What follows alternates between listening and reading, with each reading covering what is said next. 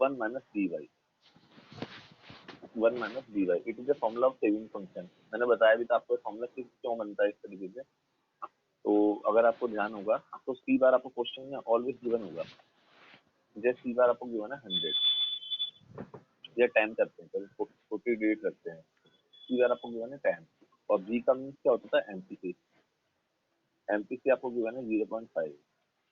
तो आपको कैलकुलेट करनी सेविंग, कैलकुलेट क्या करना है आपको, सेविंग कैलकुलेट करनी है। तो सेविंग कैलकुलेट करने के लिए हम क्या करेंगे, सबसे पहले सेविंग कैलकुलेट करने के लिए हम वाई ए रहा एक्स ए रहा, तो माइनस सी बार माइनस 10, सी बार की वैल्यू कितनी दे रखी है आपको, 10 दे रखी है, प्लस में 1 माइनस 0.5 और वाई ऐसे रख देंगे फिलहाल।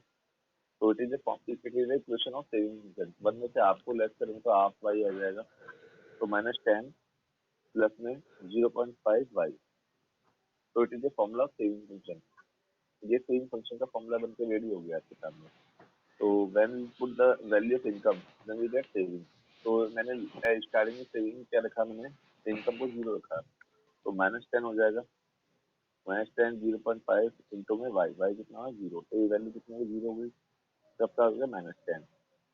यदि इनकम 10 हो गई तो -10 0.5 इंटू में 10, पॉइंट हटाया, 0 से 0 कट हुआ, 5 × 5, -10 में से प्लस का 5 जाएगा तो कितना बचा -5। इनकम मैंने 20 रखी, तो -10 0.5 इंटू 20, 5 टू 10, 10 में से 10 गया 0, 30 रखी, -10 प्लस में 0.5 इंटू में 30, 5 टू 15, 15 में से 10 गया 5। इनकम मैंने 40 रखी, -10 0.5 इंटू में 40, 5 4 20, 20 में से 10 गया 10।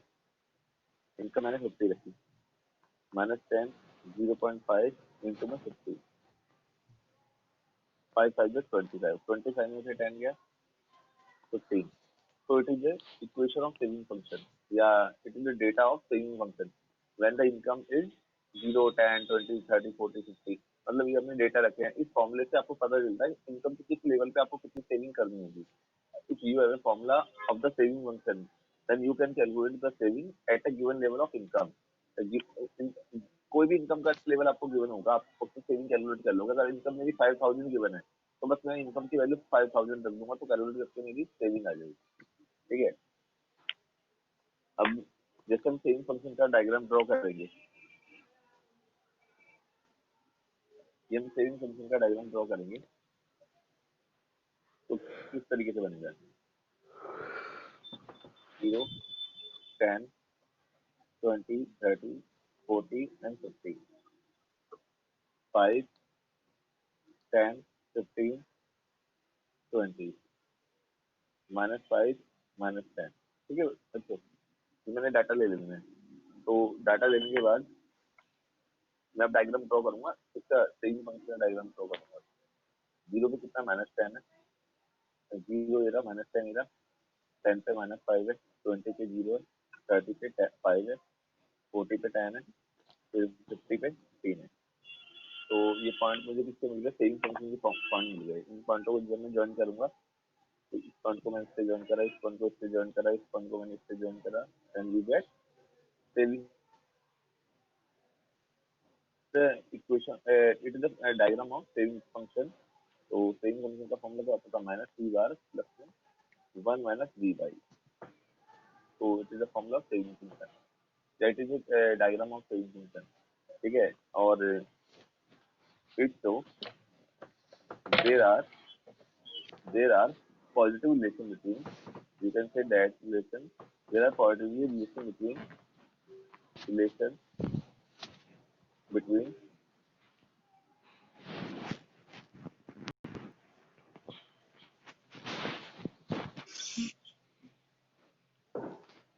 there are positive relation between income and saving, income and saving, income और सेविंग बच्चे कौन सा रिलेशन होता है, पॉजिटिव रिलेशन होता है। जैसे जैसे इनकम इंक्रीज होती है तो सेविंग इंक्रीज होती है।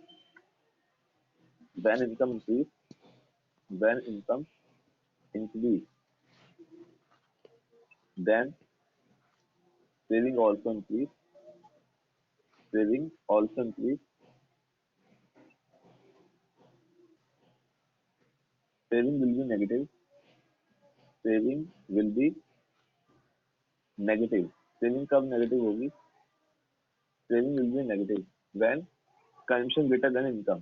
जब देखिए इनकम ये रही, कंजम्पशन ये रहा, सेविंग ये रही, तो सेविंग क्या है आपकी 0, 10, 20 और आपका सेविंग क्या है -5 है, सॉरी -10 है।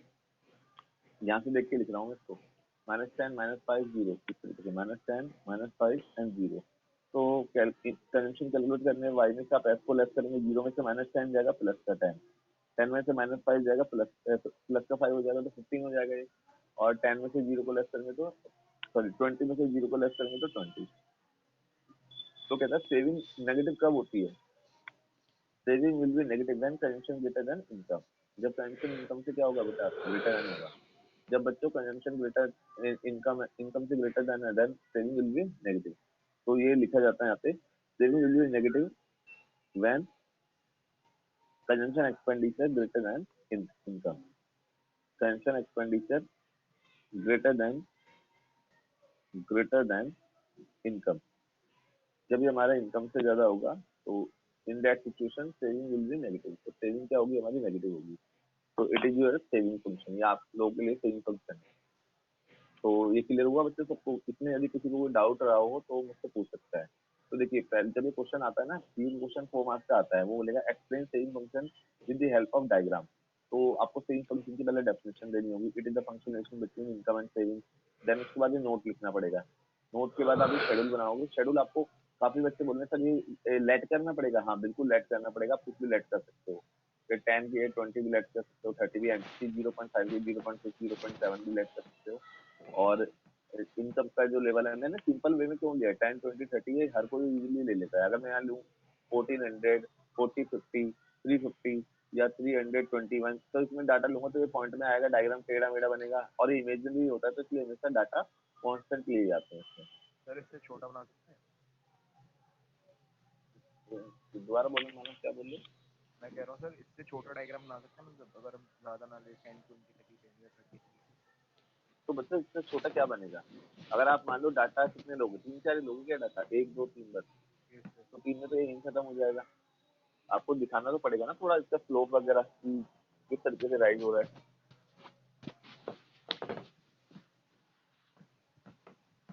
क्लियर हो रहा है मानव, क्या बोल रहा हूँ मैं? कम मिनिमम से मिनिमम 5 से 6 डाटा तो लेना है यार, 5 डाटा तो लेने पड़ेंगे आपको।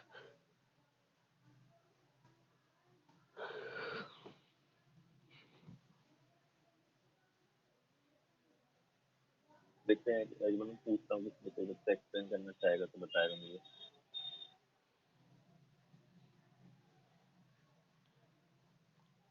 साहिल बताइए, what is saving function? Sahil, Sahil what is the saving function?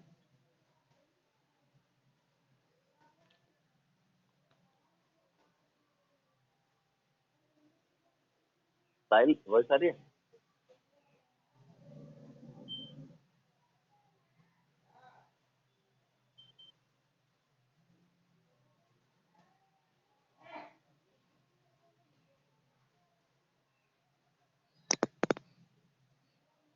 Sir, हाँ साहिल बोले।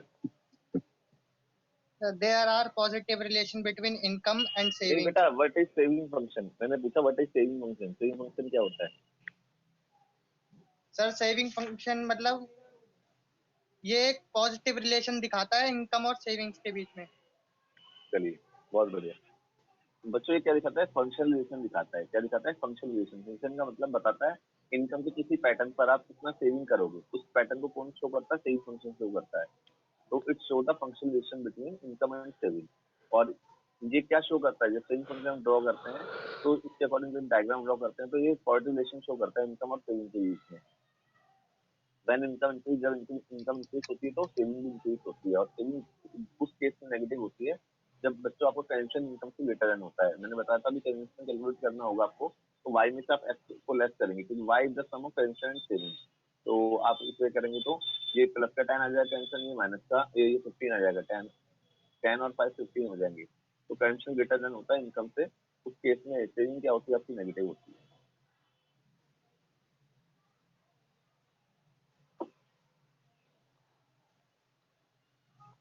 सेकंड रफ कर लो उसको।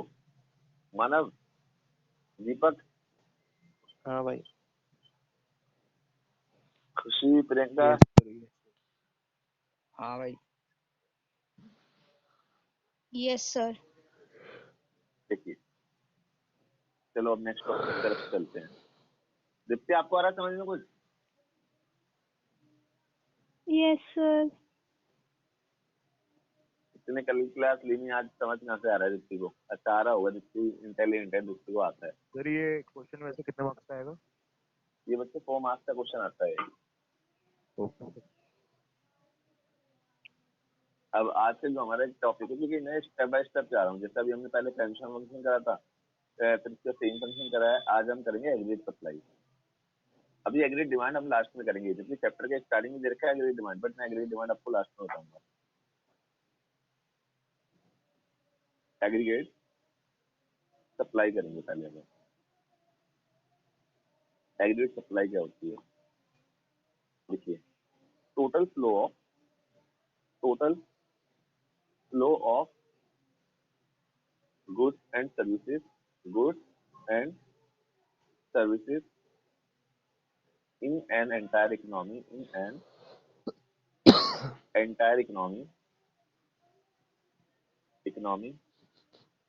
during an accounting year, during an fiscal year accounting year भी यूज कर सकते हो। fiscal year is called aggregate supply, इसको aggregate supply बोलते हैं। मैंने बोला total flow of good service in an entire economy. Flow का मतलब होता है कितना स्टॉक आपने फ्लो करा है इकोनॉमी में। जैसे अगर आप सप्लाई करते हो 100 करोड़ की, तो आपकी जो इनकम होगी वो आपकी मोर देन 100 होगी। आपकी जो इनकम होगी वो मोर देन 100 होगी, या लेस देन 100 होगी, या इक्वल टू 100 होगी। अपना अपना आंसर बताइए। जिससे पूछूंगा चलो वही बताना। अगर आपने सप्लाई करी 100 करोड़ की, तो आपकी इनकम मोर देन 100 होगी, लेस देन 100 होगी, और इक्वल टू 100 होगी। तो ये आंसर मुझे बताइए। दिव्या, दिव्या आप बताओ। आप मैसेज में भी दे सकते हो आंसर, कोई बच्चा देना चाहे ना तो मैसेज में भी आप आंसर दे सकते हो। मेरा क्वेश्चन मैं दोबारा रिपीट कर रहा हूँ। अगर आपने सप्लाई करी इकोनॉमी में 100 करोड़ की, तो आपकी इनकम, जो आपको इनकम मिलेगी वो मोर देन 100 होगी। मतलब ये 100 क्या है पहले मैं बता देता हूँ। जो 100 है उस गुड्स की मार्केट वैल्यू है। जो 100 है उस गुड्स की क्या है बच्चों, मार्केट वैल्यू है। तो मैंने बोला आपकी जो इनकम होगी वो इनकम मोर देन 100 होगी, या लेस देन 100 होगी, या इक्वल टू 100 होगी। मेरा क्वेश्चन आपसे ये है। चलिए इस क्वेश्चन को थोड़ा सा और अच्छा कर देते हैं।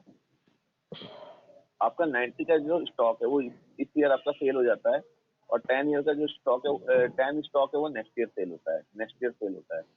तो इस ईयर की इनकम में आप कितना दिखाओगे? या इस ईयर की इनकम आपकी मोर देन 100 दिखाओगे, लेस देन 100 दिखाओगे, या इक्वल टू 100 दिखाओगे? चलो और अच्छा हो गया। मैं दोबारा क्वेश्चन रिपीट कर रहा हूँ। मैंने टोटल जो गुड्स बनाया है वो क्या करा, मैंने 100 करोड़ का गुड्स बनाया है। मैंने 100 करोड़ का गुड्स बनाया है, तो 90 करोड़ का जो गुड्स है, पहले मेरा क्वेश्चन दोबारा सुन लो, नहीं आप बाद में बोलोगे सर आपने क्वेश्चन पूरा एक्सप्लेन नहीं करा था। मैंने 100 करोड़ का गुड्स प्रोड्यूस करा है। 90 करोड़ का जो स्टॉक है वो 2020 में सेल हो जाता है। 2020 में सेल हो जाता है। 2021 में 10 करोड़ का स्टॉक सेल हो रहा है। तो इस ईयर की इनकम, जो मेरी इस ईयर की इनकम होगी, वो मैं मोर देन 100 दिखाऊंगा, या लेस देन 100 दिखाऊंगा, या इक्वल टू 100 दिखाऊंगा? मेरा क्वेश्चन आप लोगों से ये है। चलिए अब और आपके लिए सिंपल हो गया।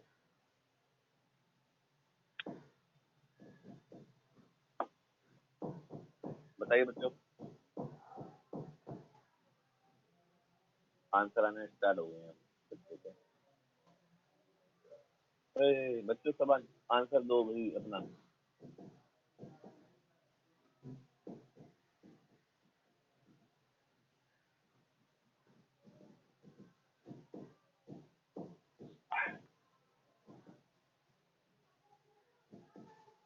गौतम का भी आ गया, विलास का भी आंसर आ गया, दिव्या का भी आ गया, साहिल का भी आंसर आ गया है, कशिश का भी आंसर आ गया है, इंदिरा का भी आंसर आ गया है, गुप्ती का भी आंसर आ गया है, निखिल का भी आंसर आ गया है। सबसे बड़ी बात है, चलिए एक दो बच्चे और भेज दो, आंसर पता चल जाएगा फिर किसी बच्चे को मेरी बात क्लियर हुई या नहीं हुई। सचिन का भी आंसर आ गया है, दीपक का आंसर एकदम परफेक्ट आया है मगर गलत है।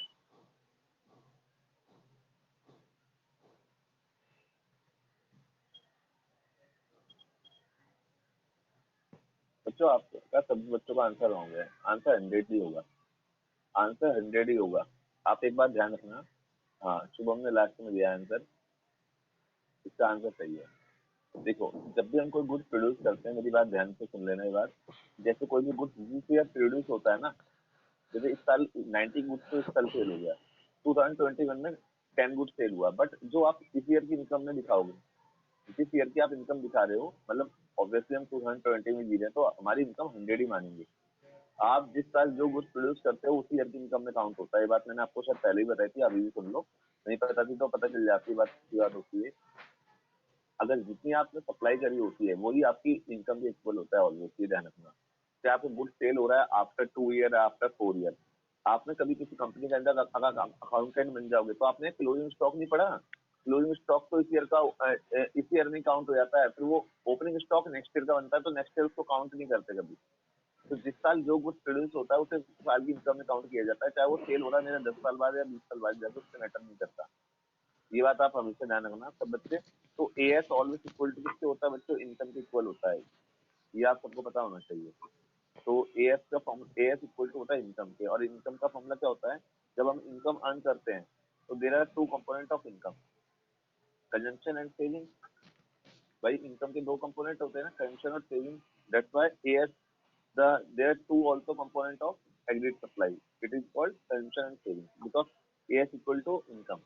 क्योंकि AS और income दोनों इक्वल है, तो that's why it is the sum of consumption and saving.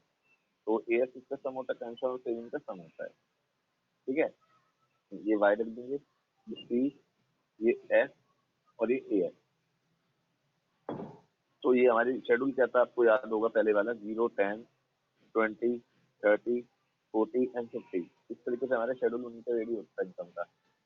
Consumption क्या होता था आपका? 10, 15, 20, 25, 30, 35,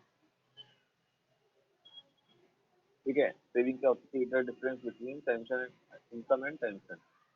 ये इनकम और कंजम्पशन में से क्या करते थे भाई? डिफरेंस करते थे, इनकम और कंजम्पशन का डिफरेंस करते थे, इतनी सेविंग। 0 में 10 गया -10, 10 में 15 गया -5, 20 में 20 गया 0, 30 में 25 गया 5, 40 में 30 गया 10, 50 में 35 गया 15। ए एस का फॉर्मूला होता है C+S। तो 10 में -10 को ऐड करा 0, 15 में -5 गया 10, 20 में 0 को ऐड करा 20, 25 में इसको करा 30, 30 में 10 को ऐड करा 40, 35 में 15 को ऐड करा 50।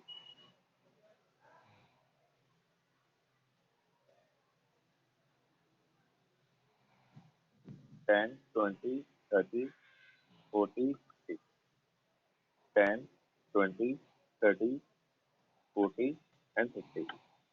तो यहाँ पे एज डाल देंगे और यहाँ पे इनकम डाल देंगे, ठीक है बच्चों। तो A S equal to income क्या आ रहा है? 0 पे 0, 10 पे 10, 20 पे 20, तो 0 पे 0 रहेगा, 10 पर 10, 20 पे 20, 30 पे 30 होगा, 40 पर 40 होगा, तो प्लस 50 होगा। तो ए एस का जो डायग्राम होता है वो ओरिजिन से आता है। कहाँ से आता है बच्चों? ओरिजिन से आता है। जो ए एस का डायग्राम होता है वो ऑलवेज ओरिजिन से आता है। तो ये कितने एंगल से बनाता है? 45 डिग्री एंगल बनाता है। जो आपका ए एस का डायग्राम होता है वो 45 डिग्री एंगल क्रिएट करता है। और A S always equal to किससे होता है? इनकम के। तो अगर आपको इनकम का डायग्राम कभी बनाना होगा तो आप ए एस का डायग्राम बनाओगे, तो ए एस के डायग्राम को इनकम का डायग्राम कहते हैं। अगर ये बात ध्यान रखना कि ए एस का जो डायग्राम हम ड्रॉ करते हैं यही इनकम का डायग्राम होता है, क्योंकि ए एस इक्वल टू होता है इनकम के। तो आई होप आप सबको क्लियर हुआ होगा ये नोट डाउन कर लेना बच्चों। आज मैं नोट मुझे सेंड करूंगा इसके, तो देखता हूँ आज इससे जितना मैंने करा दिया उसमें सारा होगा, एक बार रीड जरूर करना जिससे हम कितना डिफरेंट हुआ है। तो बच्चे पढ़ना चाहते नहीं ना, या जो बच्चे कम पढ़ना चाहते हैं उनका अपने आप से डिस्टेंस हो जाता है।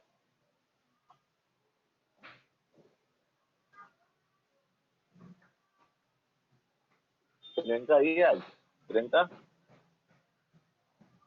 प्रियंका मुझे दिखी नहीं है। हाँ, प्रियंका छुट्टी पे है आज। बच्चों, अगर आप लोग शादी एंजॉय कर रहे हो और भाई पार्टी एंजॉय कर रहे हो तो ध्यान रखना, ये पार्टी बर्बाद कर देंगे भाई इस साल। आप मोस्ट ऑफ द टाइम अपनी स्टडी को दो, क्योंकि नेक्स्ट ईयर ये शादियां दोबारा टाइम मिलेगा तुम्हें अटेंड करने का। किसी नहीं मिलेगा तो किसी और की मिल जाएगा। लेकिन बस ये जो आपका प्राइम टाइम चल रहा है ना, इसको आप बिल्कुल भी हाथ से मत जाने दो। पूरा एफर्ट डालो अपनी एजुकेशन को लेकर, क्योंकि ये लास्ट के 3 मंथ है। मैं खुद बता रहा हूँ, कोई भी मैं फॉर्म कभी भी कोई भी फॉर्म आपका फिल होगा इन फ्यूचर, वो सारे आपके 12th की मार्क्स देखते हैं हर जगह। साथ साथ बैंकिंग के एग्जाम में भी, इवन आजकल तो स्पेशली बैंक के एग्जाम भी, जैसे कभी आप दोगे अगर इन फ्यूचर आपका बैंक की जॉब करने का मन है, तो उसमें लिखा होता है कि 12th में 60% होने चाहिए। कुछ बैंक तो ऐसे हैं जो 70% भी ले लेते हैं। 12th में 70% मार्क्स मिनिमम क्राइटेरिया रख देते हैं। तो इसलिए ध्यान रखना, 12th में अगर आपके मार्क्स कम आते हैं तो उसका इम्पैक्ट अभी नहीं दिखेगा आपको, शायद 12th में। 12th के बाद ही दिख जाएगा, जब सब बच्चे अलग होते हुए दिखेंगे, आपके क्लासमेट या आपके फ्रेंड्स वगैरह। लेकिन उसका बहुत बड़ा इम्पैक्ट पड़ता है हमारी लाइफ पे, कि हम लाइफ की बहुत बड़े डिसीजन लेने से ले नहीं पाते। कई बार हम अपने मार्क्स की वजह से पीछे रह जाते हैं।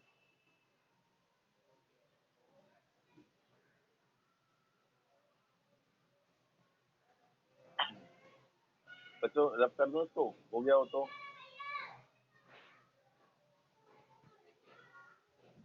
दीप्ति हो गया? Sachin, Yes, sir. Aditya, yes sir. Deepak भाई, आपका हो गया? हाँ भाई हो गया। स्क्रीन शॉट वाले बच्चों को तो हो गया होगा। स्क्रीन शॉट वाले बच्चे बहुत अच्छे स्क्रीन शॉट लेते हैं। मानव, आपका हुआ कि स्क्रीन शॉट लिया है? नहीं सर, लिख लिया। अच्छा, बहुत बढ़िया। मानव, आप तो बहुत अपने वही प्रेजेंटेशन पे वर्क करो। तो बहुत आपका प्रेजेंटेशन का मामला बहुत बेकार है। आपका टेस्ट जो चेक करा था मैंने देखा था उसमें आपको बहुत सारा काम करना बाकी है। और अब आपके नेक्स्ट मंथ से जो आपके प्री बोर्ड होंगे, उस सब बच्चों के आपके भी ऑफलाइन ही होंगे प्री बोर्ड तो। और इवन क्लास भी ऑफलाइन में कर रहा हूँ मैं, लेकिन क्या कहते हैं, जो आपके टेस्ट वगैरह सारे ऑफलाइन ही लेकर करूंगा मैं, संडे संडे। देखिए, अब जो टॉपिक है, अब मैं वापस से, जो मैंने आपको एक टॉपिक कराया था, अगर आपको याद होगा, कंजम्पशन फंक्शन का टॉपिक कराया था। कंजम्पशन फंक्शन का टॉपिक कराया था। इसको कराने से पहले मैं एक चीज बताता हूँ, रिलेशन बताता हूँ आपको। Relation between APC and APS. APC and APS. APC और एपीएस में रिलेशन क्या होता है? What is the relation between APC and APS? तो बच्चों, ये आपको पता भी होगा शायद। एपीसी और एपीएस का सम कितना होता है? एपीसी का जो फॉर्मूला होता है सी अपॉन वाई, और एपीएस का फॉर्मूला होता है एस अपॉन वाई। तो एल्शियम कितना आ गया बच्चों? वाई। ऊपर बचेगा C plus S. C plus S equal to होता है वाई के। वाई अपॉन वाई, वाई से वाई को कट करा, ये आपका बना गया। एपीसी और एपीएस, इनका सम कितना बना गया? when we are calculating AP, the value of APC, then we will subtract APS from 1. तो 1 में से आप APS को लेस कर दोगे, then you get APC. And you want to find out the value of APS, then you will subtract APS from the APC from the 1. तो आप 1 में से आप किसको लेस कर दोगे? APC को लेस कर दोगे। तो ये कुछ फॉर्मूले भी होते हैं APC और APS के, जिनकी रिक्वायरमेंट आपको अकॉर्डिंग टू जैसे जैसे आप आगे चलोगे आपको उनकी रिक्वायरमेंट दिखेगी कि हाँ सर, इसकी रिक्वायरमेंट हुई है। क्योंकि ये फॉर्मूले कहीं पे भी अप्लाई हो जाते हैं। आपको सारे फॉर्मूले क्लियर होने चाहिए, इसलिए ना कौन सा फॉर्मूला कहाँ पे इम्प्लीमेंट करना है वो अकॉर्डिंग टू क्वेश्चन डिपेंड करता है। जैसे अभी मैं इस टॉपिक के बाद में आपको क्वेश्चन ही कराने वाला हूँ, कुछ न्यूमेरिकल कराऊंगा अभी छोटे से आज आपको।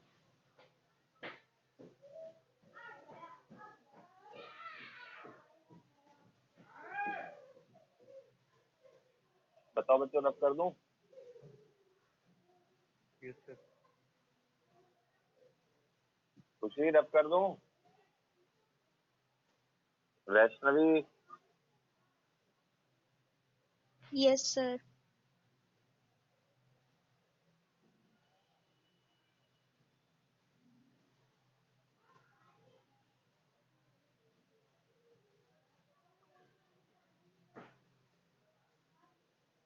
देखिए सर,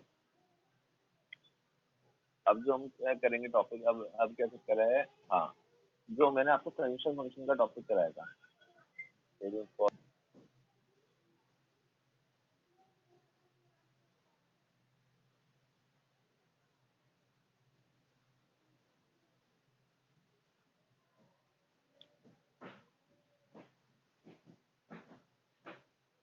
सर आपने म्यूट कर रखा है।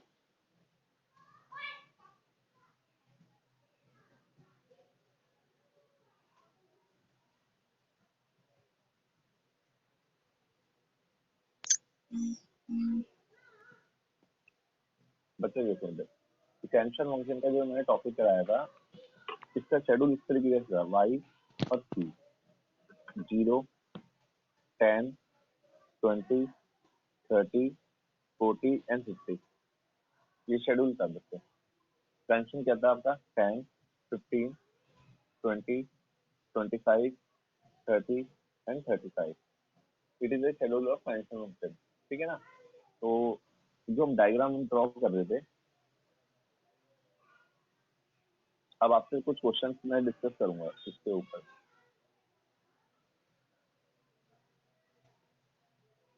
ज्वाइन करते हैं। देखिए ये क्या होगा, 0, 10, 20, 30, 40 एंड 50। ये होगा 5, 10, 15, 20, 25, 30, 35, 40, 45 और लास्ट 50। ठीक है बच्चों, अब हम क्या करेंगे, यहाँ पे हम सबसे पहले डायग्राम ड्रॉ करेंगे टेंशन फंक्शन का। 0 पे कितना होता है, 10, 10 पे 15, 20 पे 20, 30 पे 25, 40 पे 30 और 50 पे 35। तो it is A diagram of convention function. ये हमारा कन्वेंशन फंक्शन का डायग्राम होता है, ठीक है। अब इनकम का डायग्राम अगर हम ड्रॉ करेंगे तो इनकम का डायग्राम कैसे बनेंगे, अभी मैंने आपको पीछे बताया था। इनकम का जो डायग्राम होता है वो ओरिजिन से आता है, क्योंकि ए इक्वल टू होता है वाई के, ए इक्वल टू होता है वाई के, तो ये ओरिजिन से ही जाएगा हमेशा। तो ये क्या होता है, 0 पे 0, 10 पे 10, 20 पे 20, 30 पे 30, 40 पे 40, 50 पे 50। तो ये पॉइंट हमें मिले हैं, ये पॉइंट किसके पॉइंट है बच्चे, ये हमारे इनकम के पॉइंट हैं। तो इसको इससे ज्वाइन करा मैंने, इसको इससे ज्वाइन करा पॉइंट को, और इस पॉइंट को ज्वाइन करता हुआ ये इनकम का डायग्राम ड्रॉ हो गया हमारा वाई। ये जो पॉइंट मिला हमें, ये जो हमें पॉइंट मिलता है 20 पे, इस पॉइंट को किस नाम से जानते हैं, दैट पॉइंट इज नोन है ब्रेक इवन पॉइंट। इस पॉइंट को हम कहते हैं ब्रेक इवन पॉइंट बोलते हैं बच्चे, इस पॉइंट को बोलते हैं break even point, break even point. तो पहले आपको मैं बताता हूँ what is break even point. Break even point वो पॉइंट होता है, break even point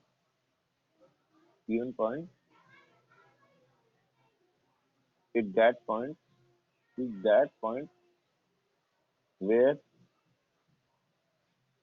consumption equal to income, जब वाई और सी दोनों इक्वल होते हैं। ये ध्यान रखना, काफी बच्चे इसको इक्विलिब्रियम पॉइंट बोल देते हैं, but it is not a equilibrium point. Equilibrium point different होता है, ब्रेक इवन पॉइंट डिफरेंट होता है, ठीक है। तो it is a break even point, ठीक है। और आप देख सकते हो पॉइंट ई पर जो एपीसी की वैल्यू होती है वो क्या होती है, पॉइंट ई पर एपीसी की वैल्यू क्या होती है, what is the value of APC at break even point, what is the value of APC, यहाँ लिख देता हूँ मैं, value of APC, value of APC at break even point, break even point, value of APC at break even point.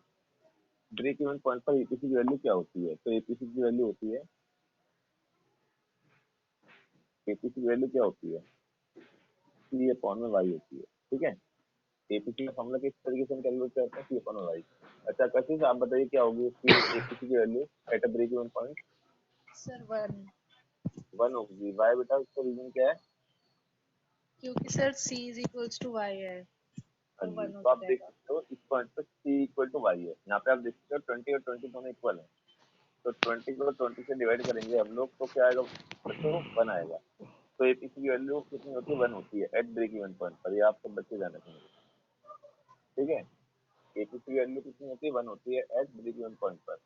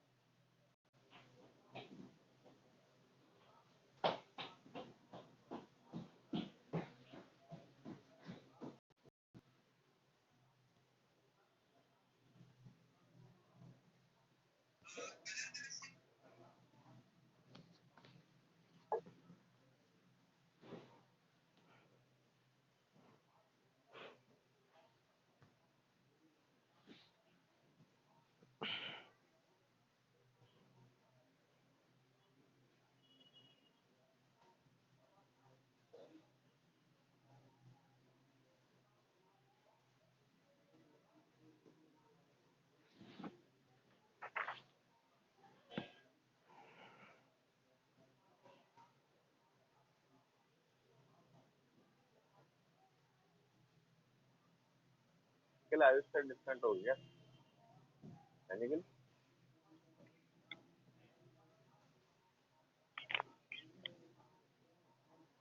Sir भाई मुझसे बोल रहे हो? हाँ नहीं आ गया आयुष ना शो नहीं कर रहा था। आयुष अभी आया बिल्कुल।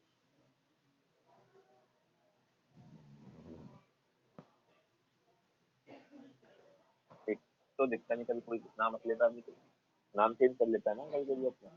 देखिए तो बच्चों ब्रेक इवन पॉइंट पर एपीसी की वैल्यू है वो 1 होती है। काफी बार ये पूछा जाता है according to this diagram the value of APC more than 1 कहाँ पे होगी? अब आप बोलोगे सर आपने बताया था सम तो एपीसी का 1 होता है, एपीसी और एपीएस का जो सम होता है वो इक्वल टू 1 होता है। बट कुछ केसेस में एपीसी की वैल्यू मोर देन 1 होती है। आप देख सकते हो according to this diagram APC value C upon Y होती है। तो सी क्या है 10, 10 को 0 से डिवाइड करूंगा मैं कितना आएगा?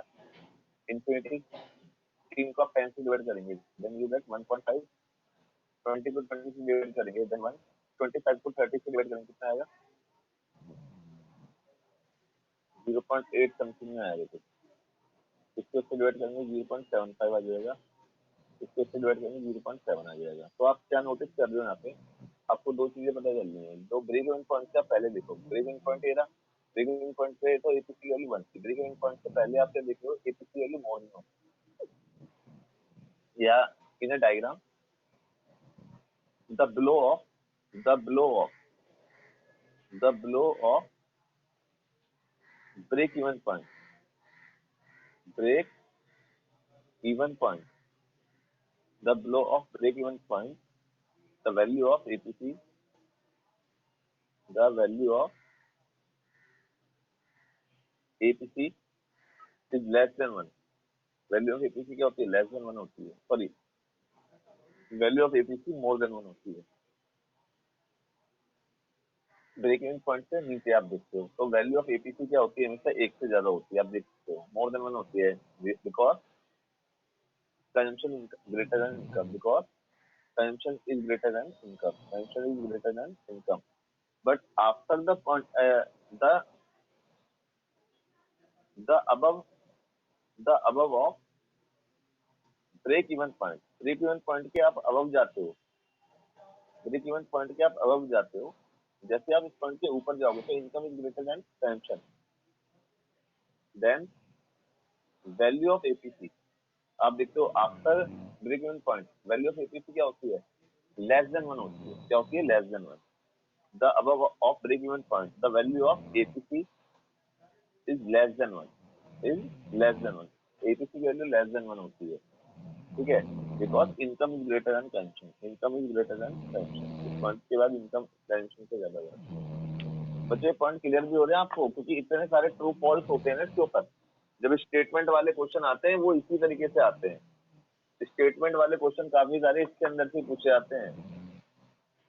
इस पॉइंट के अबव क्या देखते हो आप, इस पॉइंट के अबव एपीसी की जो वैल्यू है वो लेस देन 1 हो जाती है, और इस पॉइंट के यहाँ पर एपीसी की वैल्यू है वो मोर देन 1 हो जाती है, और ब्रेक इवन पॉइंट पे तो इक्वल टू 1 होती है।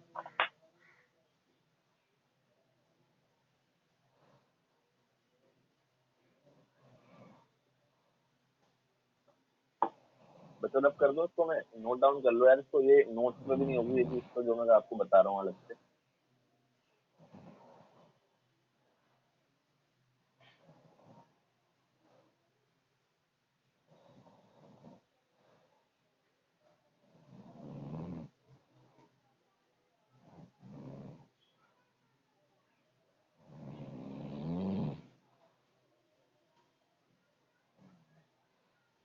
हो गया भाई, कर दो।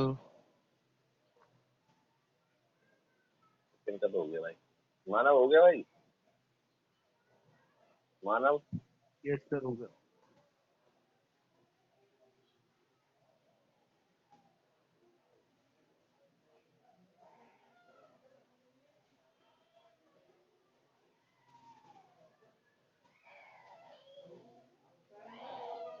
सर ये रिलेशन जो इसके थे सर, रिलेशन बिटवीन एपीसी और एपीएस के, इसके सर पॉइंट्स नहीं लिख पाओगे सर आप? हाँ अभी तो लिखवाऊंगा बेटा, वो बाद में कराऊंगा वो मैं, अभी ना उसके बारे में काफी सारे क्वेश्चंस हैं। ये चैप्टर भी यही वाला चैप्टर लेंदी है, इसके बाद भी जो चैप्टर है ना इससे रिलेटेड है जो इस यूनिट में, वो तो दो क्लास में मैंने फिनिश करा दिए हैं। जो दूसरा बैच चल रहा है उनका एडी का चैप्टर हुआ था सबसे लेंदी, क्योंकि एडी का इसलिए मैंने संडे को आपकी क्लास रखी है, ताकि आप लोग थोड़ा स्पीड में रहोगे ना तो आपके काफी टॉपिक कवर हो जाएंगे। ये चैप्टर होने में टाइम लगता है। और आप, हाँ एक बात और बता दूं, आपका बीओपी का और पीओटी का टेस्ट होगा नेक्स्ट वीक में, तो आप उसकी प्रिपरेशन करनी स्टार्ट कर देना। बीओपी और पीओटी दोनों का टेस्ट होगा आपका। ये अच्छा। मेरी, क्योंकि संडे को ना थोड़ा इशू होता है क्लास में, क्योंकि संडे को सब बच्चों का टेस्ट होने स्टार्ट हो गए हैं। तो अब संडे को मैंने यही सोचा है कि संडे को ना, जैसे शेखर सर के यहाँ पे तो मॉर्निंग में टेस्ट होता है, फिर टीचरों के यहाँ पे इवनिंग में टेस्ट होता है, तो मैं भी कोशिश करूंगा अब आपकी आफ्टरनून में मतलब 3 to 6 के मिड में टेस्ट रखे करूंगा हर संडे। क्योंकि ऐसा होता है ना कि क्लास तो मैं किसी भी डे में ले लूंगा आपकी जैसे, लेकिन क्या होता है कि आज के डे में आज मैं पूरे दिन क्लास लेने के मूड में था, बट क्लास हो ही नहीं पा रही, किसी का कहीं पे टेस्ट है, किसी का कहीं पे टेस्ट है, बस आप ही के बैच की क्लास हो पा रही है, क्योंकि सब बच्चों का टेस्ट है कहीं ना कहीं पे। तो इसलिए क्योंकि मेरे पे पढ़ते नहीं ना, अलग अलग इंस्टीट्यूट के बच्चे हैं, अगर मैं आपके बैच को पढ़ा दूंगा तो आधे, अब आपके बैच में 4-5 बच्चे ऐड नहीं हुए हैं तो उनका कहीं ना कहीं टेस्ट होगा, जब भी वो अभी क्लास अटेंड नहीं कर रहे हैं। तो इसलिए ये प्रॉब्लम हो जाती है संडे को थोड़ी सी अभी, और इवन संडे को अब मैंने ये सोचा कि टेस्ट रखने की कोशिश करूंगा मैं। और अब ध्यान रखना 2 चैप्टर हैं इस बार, पॉवर्टी और प्लस टू बीओपी, तो उनकी प्रिपरेशन करनी स्टार्ट कर दें। और आपने तो जो महारथी जिन्होंने टेस्ट नहीं दिया था लास्ट टाइम भी, उनको मैं स्पेशली बोलूंगा इस बार टेस्ट देना, नहीं आपकी ग्रुप से रिमूव होने की बारी आ जाएगी, मैं ग्रुप से हटाना शुरू कर दूंगा बच्चों को। तो अब ज्यादा बेटा ये लास्ट टाइम ही है बच्चों सीरियस होने का, अगर अभी भी तुम लोग टाइम पास करोगे तो फिर कहीं और ही पढ़ो। अब क्या पढ़ना है अब तो, अब मैं देखो खुद इतना एफर्ट डाल रहा हूँ तुम्हारे बैच के ऊपर, अब तुम एफर्ट नहीं डालोगे तो फिर कैसे चलेगा। अब ये केवल 2 महीने, मैंने आपको पहले भी काफी बार बोला कि 2-3 महीने काट लो बस, फैब तक आप दे दो टाइम मुझे, फैब तक मैं इतना रेडी करा दूंगा कि आप 100 के लिए पूरा अटेम्प्ट कर लोगे पेपर बहुत अच्छे से, 100 का पूरा पेपर अटेम्प्ट करोगे। और अगर थोड़ा सा एफर्ट अपने कम डालोगे तो आपको ही पता चल जाएगा कि हाँ सर ने वहाँ पे ये बात बोली। मार्च में जो टेस्ट होंगे एग्जाम टाइम में वो दे देना बस।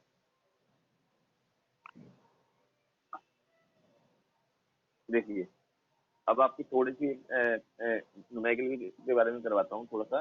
न्यूमेरिकल का ये 3 मार्क्स का न्यूमेरिकल आता है, तो आपको फॉर्मूले पता चल गए हैं ऑलमोस्ट सारे। टेंशन का फॉर्मूला क्या होता था? सी का सी बार प्लस में बी वाई, और सेविंग का फॉर्मूला होता था minus C bar 1 minus B Y. ये फॉर्मूला होता था सेविंग का। It is a formula of tension function, it is a formula of saving function. And Y का फॉर्मूला होता था सी प्लस एस, वाई का फॉर्मूला होता था सी प्लस एस। एपीसी का फॉर्मूला हमने 2 करे हैं एपीसी के फॉर्मूले, एक तो सी अपॉन वाई होता है, और एपीसी का फॉर्मूला एक मैंने अभी आपको बताया 1 माइनस एपीएस। और इसी तरीके से मैंने एमपीसी का फॉर्मूला बताया था आपको delta C upon delta Y, और एमपीसी का फॉर्मूला एक बताया मैंने आपको 1 माइनस एमपीएस। इसी तरीके से एपीएस का भी बनेगा। एपीएस का फॉर्मूला होता है एस अपॉन वाई, और एपीएस का एक फॉर्मूला होता है 1 माइनस एपीसी। और यहाँ पे एमपीएस का फॉर्मूला होगा delta S upon delta Y, और एमपीएस का एक फॉर्मूला होगा 1 माइनस एमपीसी। तो ये बच्चों कुछ फॉर्मूले होते हैं किसके, जो होते हैं यही इसी चैप्टर में ये फॉर्मूले होते हैं, इनके अलावा तो कोई दूसरे फॉर्मूले होते नहीं है। तो मैं क्वेश्चन आपको दूंगा, ये क्वेश्चन सॉल्व करना होगा आपको, ठीक है।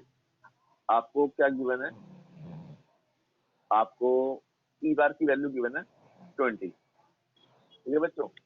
आपको वाई की वैल्यू गिवन है 500, आपको कंजम्पशन गिवन है 300। तो आपको एमपीसी की वैल्यू कैलकुलेट करनी है। यार ये ज्यादा टफ हो जाएगा, पहले क्वेश्चन ये ज्यादा टफ हो जाएगा। वैसे कुछ बच्चे कर देंगे, ऐसा नहीं सब नहीं कर पाएंगे। पहले मैं सिंपल ही देता हूँ थोड़ा सा। चलो पहले सिंपल क्वेश्चन देते हैं।